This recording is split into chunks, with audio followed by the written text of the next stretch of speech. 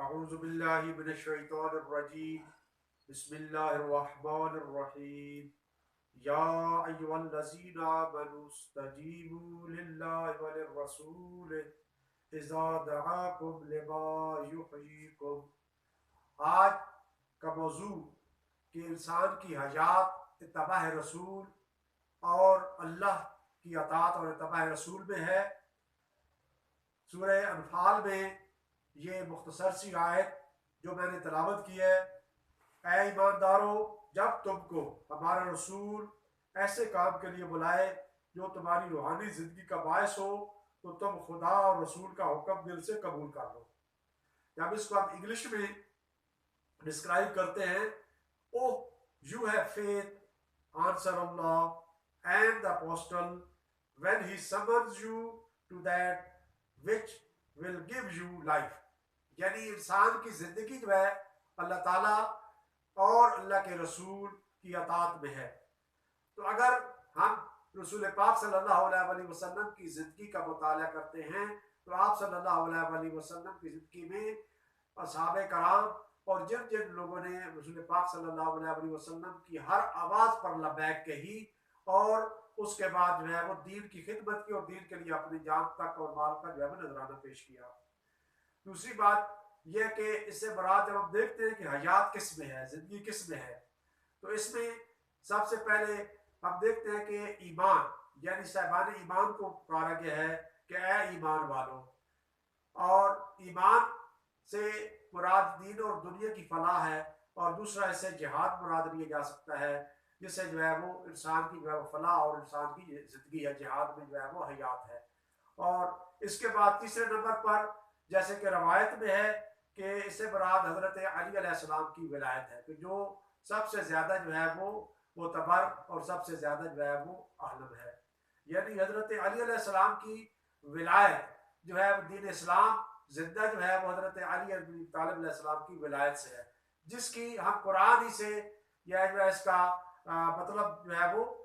واضح کرتے ہیں کہ جیسے خدا مطالعہ ارشاد فرماتا ہے یا ایھا الرسول بلغ ما انزل الیک من ربک وان لم تفعل فما بلغت رسالتہ واللہ یعصمک من الناس۔ یعنی اے رسول، اللہ تعالیٰ فرما رہا ہے کہ اے رسول، میں نے جو تمہاری طرف نازل کیا حکم اس کو پہنچا دو، اگر تو نے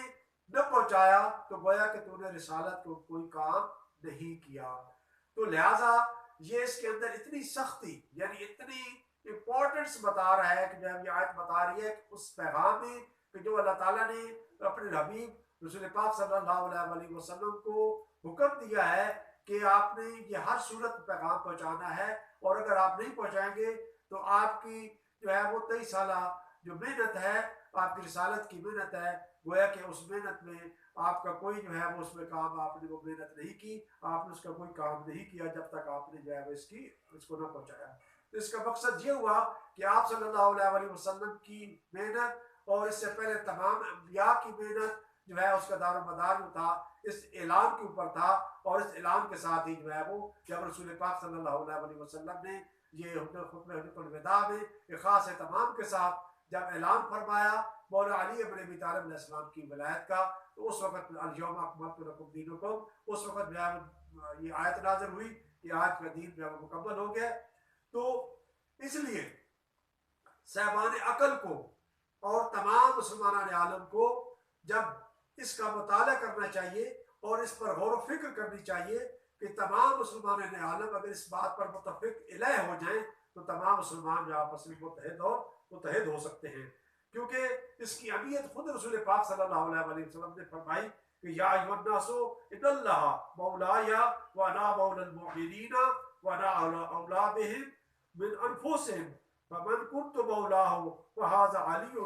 مولاہ اللہم والا من والاہ وعاد من عاداہ۔ اگر اسی کو ہم سمجھ لیں، یہ تمام معتبر ترین احادیث کی کتابوں میں یہ رسول پاک صلی اللہ علیہ وسلم کی حدیث بھی ملتی ہے اور قرآن کے اندر یہ جو آیات میں تلاوت کی ہے یہ ملتی ہیں، تو ہم جو ہے وہ ہمیں اپنی فلاح چاہیے، تمام مسلمانوں کو فلاح و کامیابی چاہیے، اور روز آخر جو ہے وہ اس کامیابی سے ہم کنار ہونا چاہتے ہیں، تو ہمیں علی علیہ السلام کی ولایت پر تمام کو متفق اور متحد ہو جانا چاہیے. اسی میں دین کی بھی زندگی ہے، اسی میں اسلام کی بھی زندگی ہے، اور اسی میں مسلمانوں کی بھی جو ہے وہ فلاح و کامیابی ہے، اس دنیا میں بھی اور آخرت میں بھی، کیونکہ ایک نظام ہے. اور رسول پاک صلی اللہ علیہ وسلم سے پہلے تمام انبیاء اس نظام کے ساتھ آئے، رسول پاک صلی اللہ علیہ وسلم ایک نظام کے ساتھ آئے، اور اس نظام کو چلانے کے لیے ایک حاکم اور ولی اور ایک سرپرست اور ایک ہادی کی ضرورت ہے، کہ جسے جو ہادی حضرت امام علی ابن ابی طالب علیہ السلام کی ولایت کا اعلان کر کے یہ بتا دیا کہ جو ہدایت کے راستے پر چلنا چاہیں وہ علی ابن ابی طالب علیہ السلام کی ولایت کو قبول کریں. والسلام. ہمیں اللہ تعالیٰ جو ہے وہ اس کی توفیق دے کہ ہم جو ہے وہ اس موضوع کو سمجھ سکیں.